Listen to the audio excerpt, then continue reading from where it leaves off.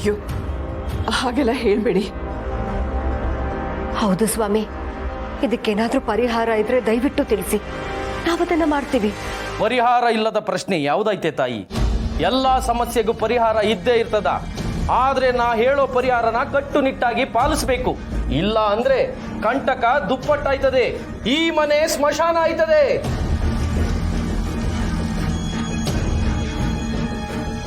ಅಣ್ಣ ಇದೆಲ್ಲ ಬೇಕಾ? ಮಹೇಶ, ಸ್ವಲ್ಪ ಸುಮ್ಮನೆ ಇರು.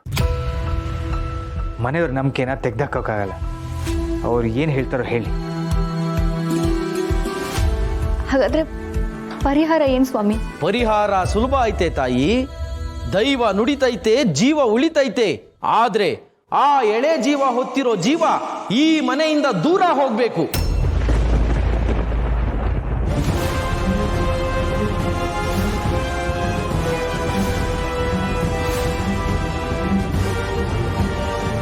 ಈ ಮನೆಯಲ್ಲಿ ಶುಭ ಆಗ್ಬೇಕು ಅಂದ್ರ ಆ ಎಳೆ ಜೀವವನ್ನ ಹೆರೋರು ಹೊತ್ತಿರೋರು ಈ ಮನೆಯಲ್ಲಿ ಇರುಕೂಡ್ದು.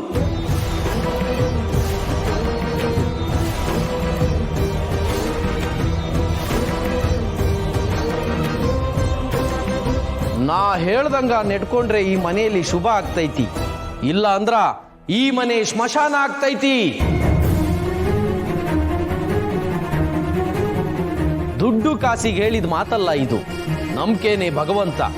ಆ ಭಗವಂತ ಈ ಬಾಯಿಲ್ ನುಡ್ಸವನೆ.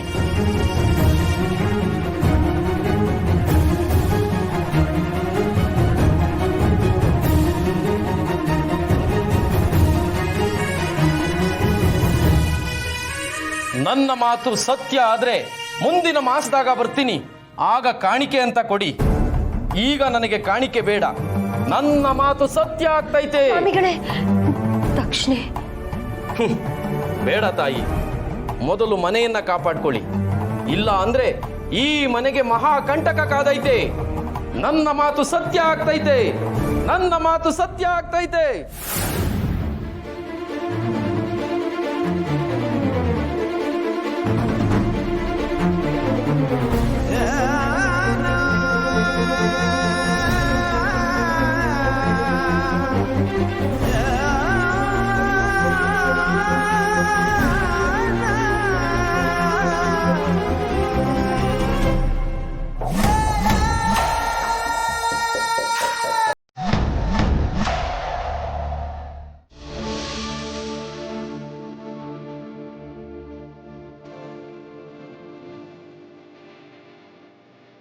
ಸರ್, ಆತಂಕ ಪಡಬೇಡಿ, ಧೈರ್ಯವಾಗಿ.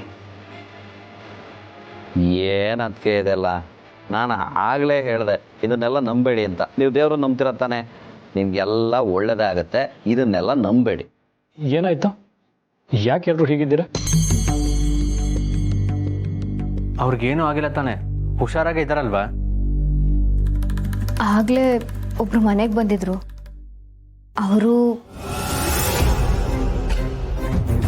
ಜೀವಕ್ಕೆ ಜನ್ಮ ಕೊಡಬೇಕು ಅಂತ ನೀವ್ ಅನ್ಕಂಡ್ರೆ ಜೀವ ಹೋಗೋ ಹೊತ್ತು ಬಂದೈತಿ. ಆ ಎಳೆ ಜೀವ ಹೊತ್ತಿರೋ ಜೀವ ಈ ಮನೆಯಿಂದ ದೂರ ಹೋಗ್ಬೇಕು. ಇಷ್ಟೇನಾ? ಇಷ್ಟಕ್ಕೆ ನೀವು ಈ ಥರ ಗಾಬರಿ ಆಗಿದ್ದೀರಾ? ಅಮ್ಮ, ಈ ಕಾಲದಲ್ಲೂ ಇಂಥದ್ದೆಲ್ಲ ನಂಬೇಕು ಅಂತೀರಾ? ಇದೆಲ್ಲ ಸುಳ್ಳು.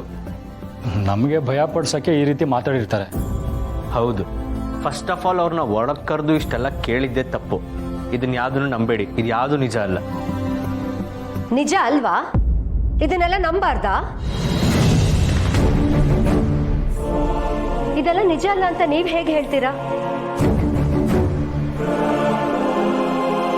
ಅಲ್ಲ ಚಿಕ್ಕಮ್ಮ, ಅವನ್ ಯಾರೋ ಬಂದು ಹೇಳ್ಬೋದ ಅಂತ. ಅವನು ಹೇಳಿದ್ರಲ್ಲಿ ತಪ್ಪಾದ್ರೂ ಏನಿದೆ? ನಮ್ಮ ಮನೇಲಿ ಏನೇನೆಲ್ಲ ನಡೆದಿದ್ಯೋ ಅದನ್ನ ಹಾಗೆ ಹೇಳಿದ್ದಾನೆ. ಇದೆಲ್ಲ ಅವನಿಗೆ ಹೇಗೆ ಗೊತ್ತಾಯ್ತು? ಹೇಗಾದ್ರೂ ಗೊತ್ತಾಗ್ಲಿ, ಆ ಚಿಂತೆ ನಮಗೆ ಬೇಕಾಗಿಲ್ಲ. ಹಾಗೆಲ್ಲ ಮುಂದೆ ನಡೆಯೋದನ್ನ ಹೇಳೋ ಆಗಿದ್ದಿದ್ರೆ ಈ ಪ್ರಪಂಚ ಹೇಗೇಗೋ ಬದಲಾಗ್ಬಿಡ್ತಿತ್ತು. ಕರೆಕ್ಟಾಗಿ ಹೇಳಿದ್ರಿ ಚಿಕ್ಕಪ್ಪ. ಭವಿಷ್ಯದ ಬಗ್ಗೆ ತಿಳ್ಕೊಳ್ಳೋಕೆ ಅಷ್ಟು ಸುಲಭವಾಗಿ ಸಾಧ್ಯ ಇಲ್ಲ. ಆ ಥರ ತಿಳ್ಕೊಳ್ಳೋ ಥರ ಇದ್ದಿದ್ರೆ ಪ್ರಪಂಚದಲ್ಲಿ ಯಾವನ ಹುತ್ತನೋ ಆಗ್ತಾನೆ ಇರಲಿಲ್ಲ. ನೋಡಿ, ಈ ರೀತಿ ದೊಡ್ಡ ದೊಡ್ಡದಾಗೆಲ್ಲ ಮಾತಾಡೋದು ತುಂಬಾ ಸುಲಭ. ಆದ್ರೆ ನಂಬಿಕೆಗಳನ್ನ ತೆಗೆದು ಹಾಕಕ್ಕಾಗಲ್ಲ.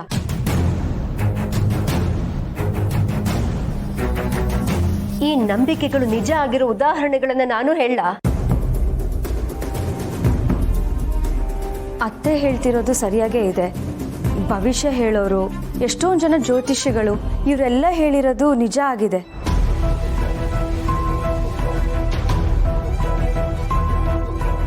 ನಾನು ಹೇಳ್ತಿರೋದು ಒಂದೇ, ಈ ಮನೇಲಿ ಅನಾಹುತಗಳು ಆಗ್ಬಾರ್ದು. ಮನೆ ನೆಮ್ಮದಿ ಹಾಳಾಗಿರೋದಂತೂ ನಿಜ ತಾನೆ. ನನ್ನ ಮಗಳ ಮದ್ವೆ ನಿಂತು ಹೋಯ್ತು, ಮನೆಯಲ್ಲಿ ಮನಸ್ತಾಪಗಳು ಶುರುವಾಯ್ತು.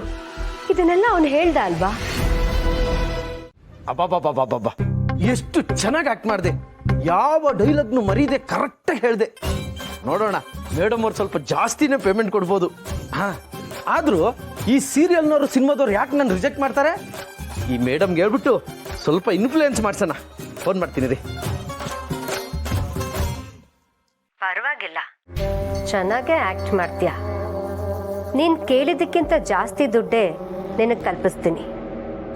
ನನಗೆ ಗೊತ್ತಿತ್ತು ಮೇಡಮ್, ನೀವು ಜಾಸ್ತಿ ದುಡ್ಡು ಕೊಡ್ತೀರಾ ಅಂತ. ಯಾಕಂದ್ರೆ ಅಷ್ಟೇ ಚೆನ್ನಾಗಿ ಆಕ್ಟ್ ಮಾಡಿದ್ದೀನಲ್ಲ. ಈಗೆಲ್ಲಿದೀಯ ನೀನು? ಹೊರಟ್ಬಿಡು, ಮತ್ತೆ ಈಗೆಲ್ಲೂ ಕಾಣಿಸ್ಕೋಬೇಡ. ಸರಿ ಮೇಡಮ್. ಮೇಡಮ್, ಬೇರೆ ಏನಾದರೂ ಆಕ್ಟಿಂಗ್ ಅವಕಾಶ ಇದ್ರೆ ಹೇಳಿ. ಮೇಡಮ್, ನಿಮಗೆ ಜೀ ಕನ್ನಡದಲ್ಲಿ ಯಾರಾದರೂ ಪರಿಚಯ ಇದ್ರೆ ಈ ಡ್ರಾಮಾ ಜೂನಿಯರ್ಸ್ ಅಂತ ಬರುತ್ತಲ್ಲ, ಅದ್ರ ಬದಲಾಗಿ ಡ್ರಾಮಾ ಸೀನಿಯರ್ಸ್ ಅಂತ ಬಂದ್ರೆ ನನ್ನ ಹೆಸರು ರೆಫರ್ ಮಾಡಿ ಮೇಡಮ್. ಆಯ್ತು, ನೋಡೋಣ. ನೀನ್ ಮೊದಲು ಹೊರಡು. ಸರಿ ಮೇಡಮ್, ಹೇಳಿದ್ ನೆನಪಿರ್ಲಿ. ನಾನು ಬರ್ತೀನಿ.